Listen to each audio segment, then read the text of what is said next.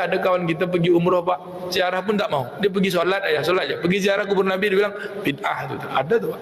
Itulah dia kawan mantan saya tu kan. Audio Jungle.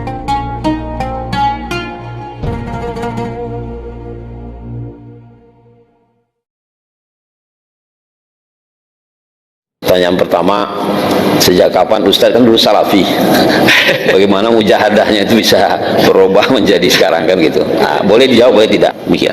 Baik, terima kasih. Yang pertama, kapan Ustadz salafi?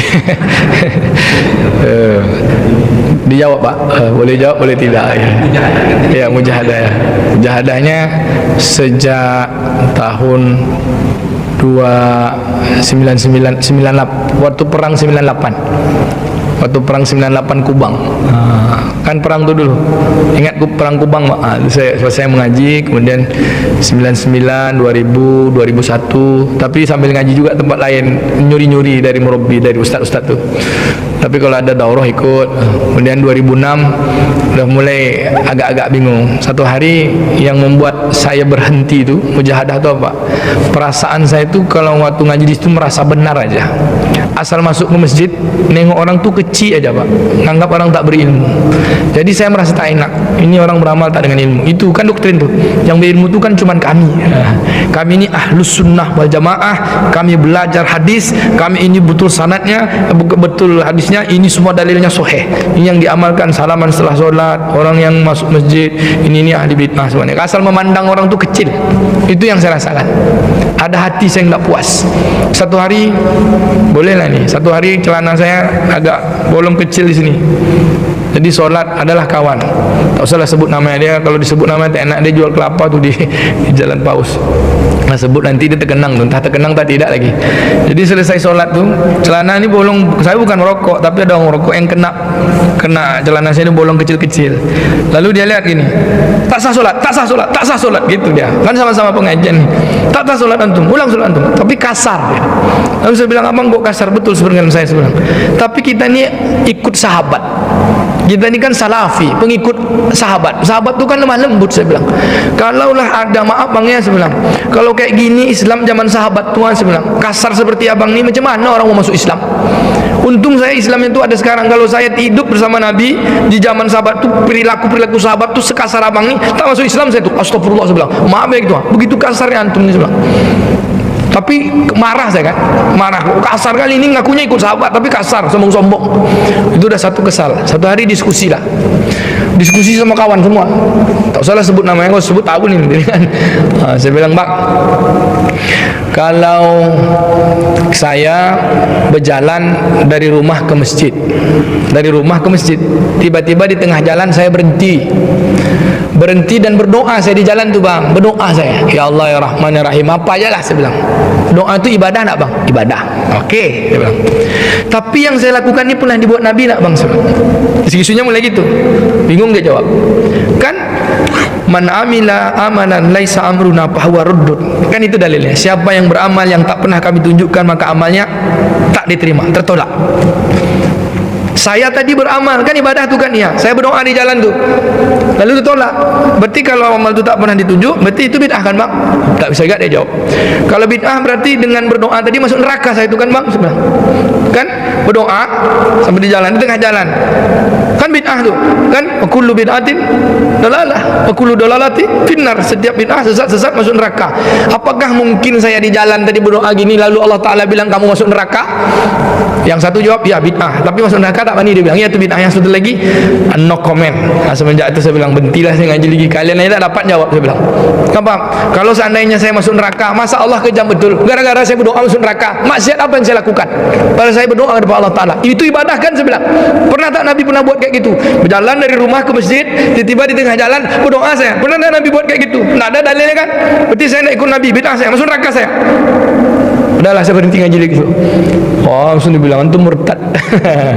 Pelan-pelan.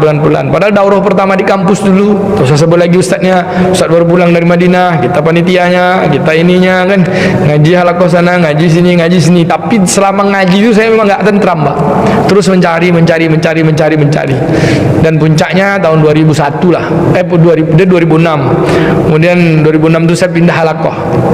Pindah ngaji lagi dengan ustaz ini. Nah, ini secret lah ini, untuk saya diposting. Dan terakhir masih ragu juga.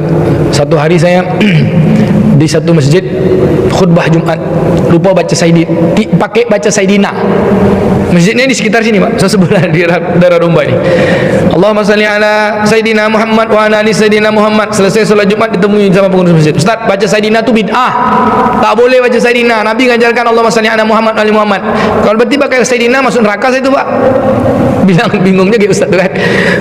Diam aja dia. Iyalah, tak sesuai sunnah. Mak masa gara-gara Sayyidina masuk neraka? Maksiat apa yang saya buat? Itu lagi dalam hati saja. Balik saya kampung, Pak. Khutbah Jumat pula saya. Di kampung saya kan tarbiyah, Pak. Di NU tak ada, di Sumatera kan adanya tarbiyah. Ayah saya kan LC juga, Pak, alumni Canduang. LG-nya tu lulusan Canduang. Dia ketua tarbiyah di kampung, kemudian ketua majelis ulama, kemudian beliau kan punya pondok, punya sekolah madrasah. Sedang khutbah Jumat saya tu, dihentaknya sedang khutbah ni, lupa saya baca Sayyidina, di lantai masjid tu. Turun kata dia. Tak turun, saya terus saja khutbah. Selesai khutbah diambilnya khutbah tu, dibetulkannya saya. Khutbah tu untuk mengganti khutbah tadi baca ulang lagi, baca Sayyidina. Selesai rumah dia bilang, dia kan tarbiyah sampai rumah. Kau apa tak baca Sayyidina tadi? Pakai kau aja, dia bilang. Kata Rasulullah, ya, ada satu hadis bahwa kata Nabi, jangan puji aku seperti mana Bani Israel memuji Isa putra Maryam. Janganlah puji aku seperti mana kaum Bani Israel memuji Isa putra Maryam. Betul hadis itu, kata ayah saya. Betul. Tapi Bani Israel memuji Isa putra Maryam itu bukan Sayyidina. Isa itu dijadikannya Tuhan. Kau nyakap Sayyidina itu kau jadikan Tuhan, tidak Nabi Muhammad itu, kata. Enggak, apa arti Sayyidina itu? Pemimpin kami, penghulu kami. Ya gitulah, kau bilang Muhammad itu kawan kau, kata dia. Di jalan tua main gitar tu banyak Muhammad juga namanya. Sama aku aja kau panggil bapak. Pada Nabi Muhammad kau panggil Muhammad sembarangan aja kau, kata dia. Iyalah ya, saya bilang. Diam aja saya kan. Yang marah kan ayah saya, Pak. Dia takut pula ini anak Pak Haji, anak Pak Umar ni semenjak mengaji lah berubah pula, tak pakai Sayyidina lagi di kampung kan. Semenjak tu galau lah saya. Apalah kalau menjadi masuk masjid orang tarbiyah NU pakai Sayyidina, masuk masjid Muhammadiyah tak pakai Sayyidina kan gitu.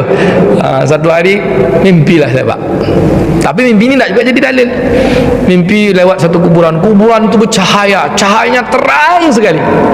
Lalu adalah sesosok yang datang. Saya berhenti di depan kuburan itu, saya tengok, kuburan ini kok terang sekali. Apalah amaran orang kubur ni, kok bisa lampu cahaya dari dalam kubur.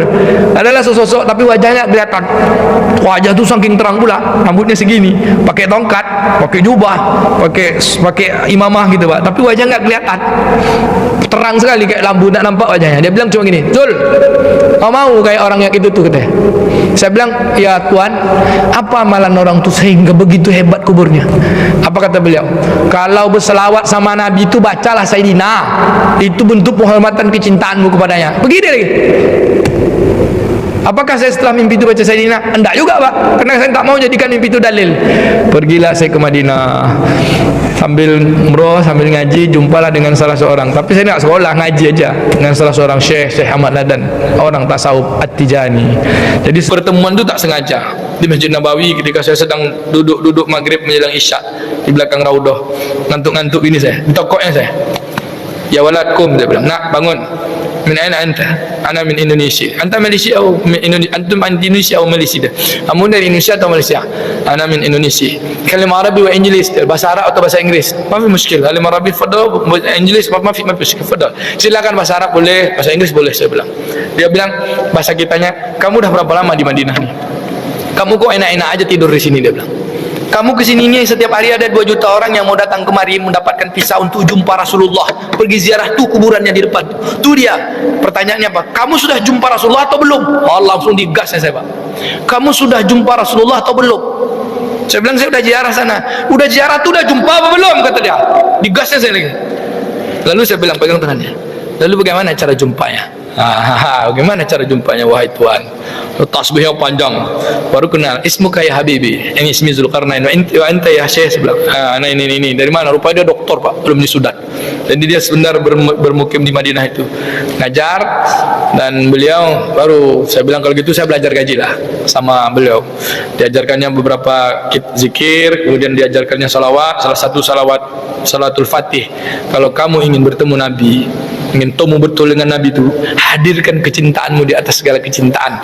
Jangan sembarang ucapan salawat, karena salawat itu adalah penghormatan. Maka hormatlah, pergilah jumpa dia sana, cuma temuilah dia, tak jumpa dengan matamu, hadirkanlah hatimu. Ini berselawat, sembarang selawat aja. Tapi ada kawan kita pergi umroh Pak, ziarah pun tak mau, dia pergi sholat aja. Pergi ziarah kubur Nabi, dia bilang bid'ah tuh. Ada tuh Pak, itulah dia kawan mantan saya kan. Semenjak itulah baru saya pakai Sayyidina itu adalah penghormatan dan lebih kepada adab. Dia orang kalau tak baca Sayyidina tu Pak, agak kurang adabnya. Dia panggil Muhammad aja. Muhammad tu banyak. Pakai Sayyidina wa Nabiyina wa Habibina Muhammad. Lalu ada yang bilang Rasulullah kan tak pakai Sayyidina, mengajarkan itu bentuk ketawaduan Nabi untuk tidak terlalu mengangkat dirinya. Tapi Nabi pernah bilang ana sayyidi Bani Adam, saya ini pemimpin Bani Adam. Itu kisah masa lalu. Kata Pak, terima kasih udah mampir di channel Muslim Permanen. Yang udah subscribe, saya doakan semoga mendapatkan kebahagiaan dunia akhirat. Dan yang belum subscribe, tetap saya doakan agar hutangnya cepat lunas. Amin. Terima kasih banyak.